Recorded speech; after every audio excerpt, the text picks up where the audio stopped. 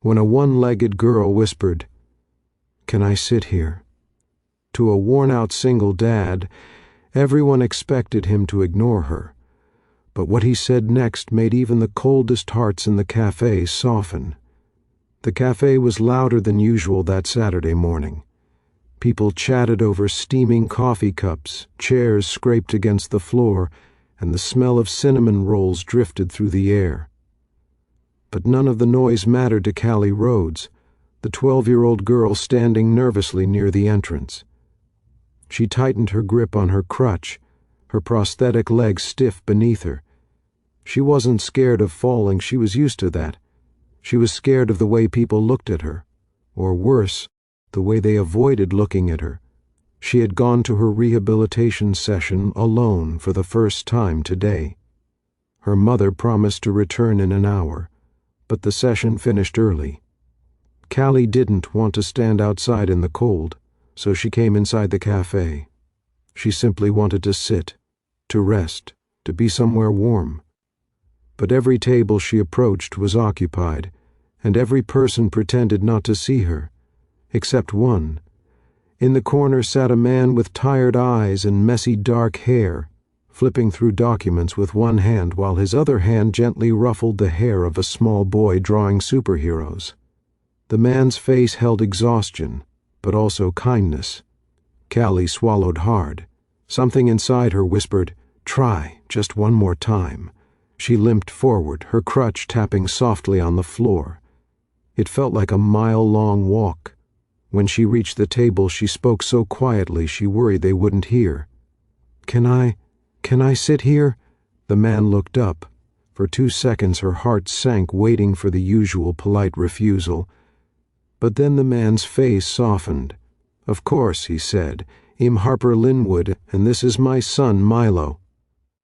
Milo peeked over his sketchbook with wide brown eyes. "Hi," he whispered, smiling shyly. Callie felt the tension in her shoulders melt a little. She carefully lowered herself into the empty chair, adjusting her prosthetic. With practiced care, Harper noticed immediately. "Are you comfortable?" he asked. Callie nodded. "Yes, thank you. I just needed somewhere to sit." But Harper could sense there was more. He had learned to read discomfort from miles away because he had lived it too. Milo slid his sketchbook toward her. "Do you want to draw with me? I'm making a superhero team." Callie hesitated. "I'm not good at drawing." "That's okay," Milo said brightly. "You can help choose the hero names." "I can't think of cool names today." For the first time since she walked into the café, Callie smiled. "Okay, I can try." She picked up a crayon. It felt like the first color in her life in a long time. "What happened to your leg?" Milo asked innocently after a few minutes. "Milo," Harper began, embarrassed. But Callie shook her head. "It's okay. Kids always ask." She took a breath. "I lost it in a boating accident last year. My dad tried to save me. He didn't survive." Harper's fingers froze around his coffee cup. Callie continued in a small voice, "I'm learning to walk again. But it's hard, and people treat me like I'm made of glass." Milo frowned deeply. "But glass doesn't survive accidents." "You did." Callie stared at him. Harper cleared his throat. "My wife passed away 2 years ago," he shared gently. "So I understand what it's like to lose part of your world and still have to keep moving." Callie's eyes softened. She looked at Harper and then at Milo, two people who understood loss in a way most didn't.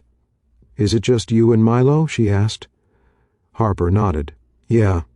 Some days are better than others. Today's one of the hard ones." Callie nodded slowly. "I know those days." Harper noticed her wince and rub her leg again. "Your prosthetic, does it hurt?" he asked. She sighed. "Sometimes. But it's not the pain that scares me. It's people. The staring, the whispering." She swallowed. "I feel like no one wants me around." Harper's expression tightened, because those were the exact words Milo had once said after losing his mother. He leaned forward, voice firm but warm. "Callie, listen to me. You are not a burden. You're not invisible. You're not unwanted. And at this table, he tapped the surface lightly. You never have to ask for a seat. Callie blinked hard, trying not to cry. Thank you, she whispered. Milo beamed. You can be on my superhero team. I need someone strong. Callie looked at him curiously. Am I strong? You survived something scary, Milo said matter-of-factly. That means you're super strong. Her lips curved into a trembling smile. As they talked, they learned things about each other, the kind of things that stitched people together faster than time ever could. Callie loved music. Milo loved drawing. Harper loved seeing Milo smile, something that had become rare lately. And Callie, she made Milo smile. She made Harper smile too. Time slipped by, and the cafe's noise faded into background music. Callie's tiredness faded too. For the first time in months, she felt like she wasn't being treated like the girl with one leg. She was just Callie, laughing, helping Milo pick superhero names, telling Harper about her dream of becoming a physical therapist one day so she could help kids like herself. Harper listened with a depth of admiration he hadn't felt in a long time. About 40 minutes later, the cafe door swung open, and a worried woman hurried inside. Callie! Oh, thank goodness! Her eyes widened. You're smiling? Her mother hadn't seen that smile in months. Callie introduced Harper and Milo shyly. Her mother pressed a hand to her heart. She never opens up to anyone this quickly, she whispered to Harper. She's easy to like, Harper said simply. Callie's mother nearly teared up. As they prepared to leave, Callie struggled to lift her bag. Harper gently stepped in. May I? He asked. She nodded. He lifted it with surprising care and handed it to her as though it meant something. Thank you for letting me sit here, Callie said. Harper shook his head. No, Callie, thank you. You reminded us that strength doesn't always look like muscles or capes. Milo ran to her with a paper. I made you a hero, he said excitedly.